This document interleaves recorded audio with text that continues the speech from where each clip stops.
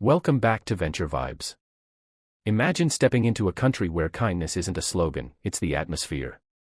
A place where hospitality doesn't start and end with hotel staff in uniforms but lives in the small gestures of everyday people. A land where your presence as a visitor is not just tolerated but treasured. That's the heartbeat of Malaysia. Just a few weeks ago, a video went viral in which a tourist dropped her phone at a street market in Kuala Lumpur. A local shopkeeper not only found it but ran after her through the crowd, returned the phone, and firmly refused any reward. That's not a PR stunt. That's everyday Malaysia. These aren't isolated incidents, they're daily reflections of a society built on empathy, warmth, and mutual respect. In a world where travelers often guard their belongings and scan faces for signs of danger, Malaysia flips the narrative. Here, you find comfort in the unfamiliar.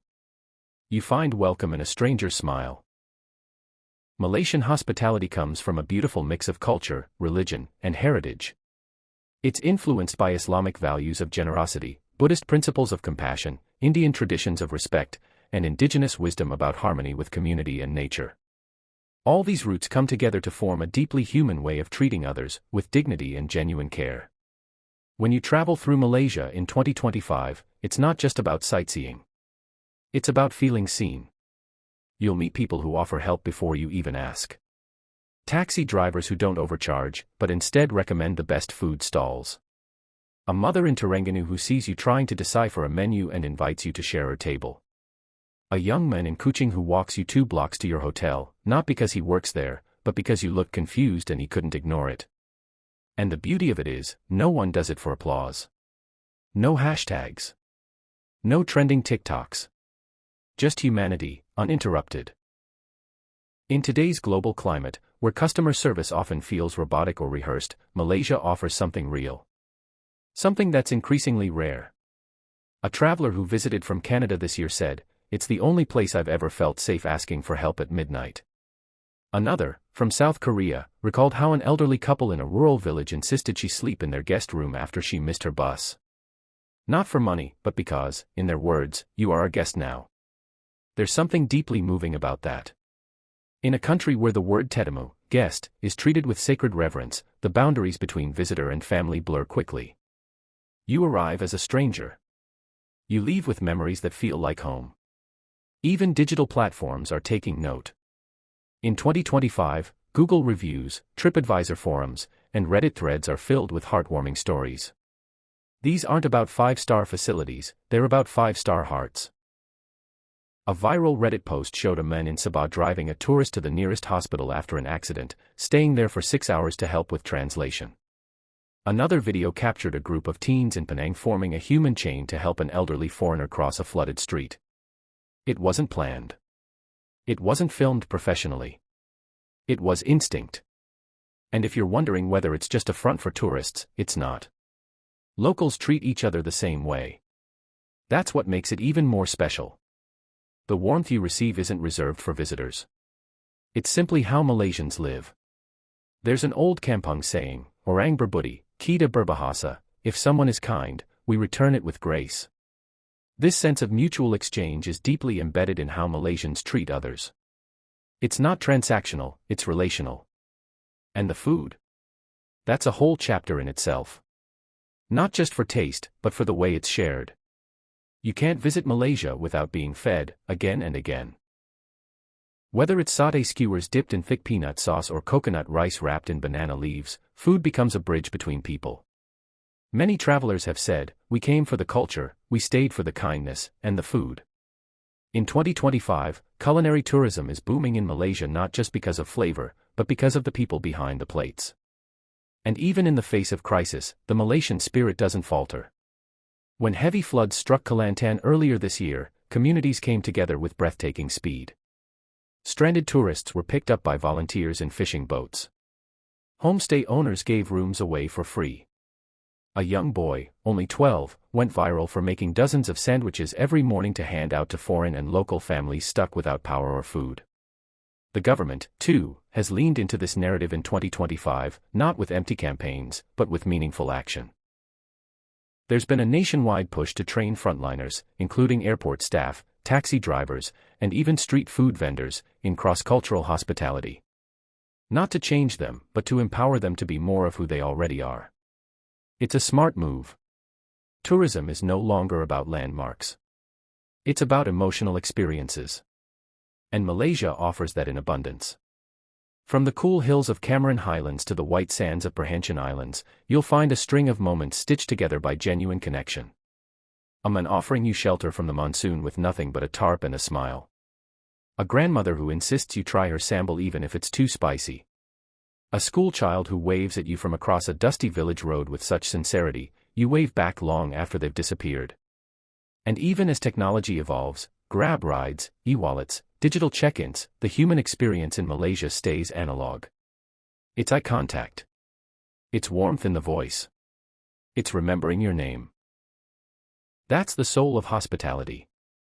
Nowhere is this more evident than during Ramadan, when many travelers witness the ultimate expression of generosity.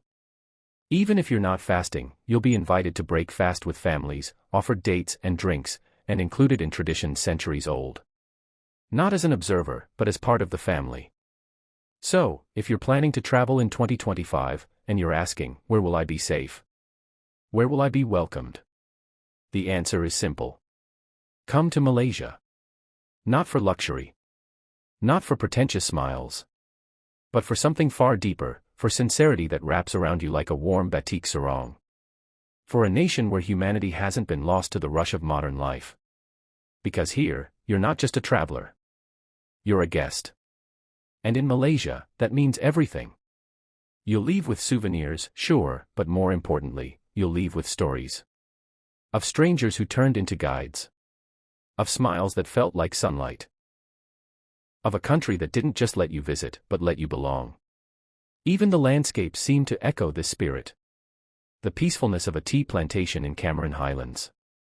The calm of a fishing village in Terengganu. The gentle breeze in Langkawi. The land itself welcomes you, almost as if it's in harmony with its people. This isn't about perfection. Malaysia, like any country, has its flaws. But its people rise above those challenges with a resilience that is rooted in care. In compassion. In community. Whether it's a political shift, an economic dip, or a natural disaster, you'll always find Malaysians standing together, and pulling others up with them. One of the most touching stories in 2025 came from a flood relief center in Johor. A group of teenagers volunteered to translate for non-Malay-speaking tourists and migrant workers who were displaced by rising waters. They didn't just translate. They served food, played games with children, and helped charge phones so people could contact loved ones.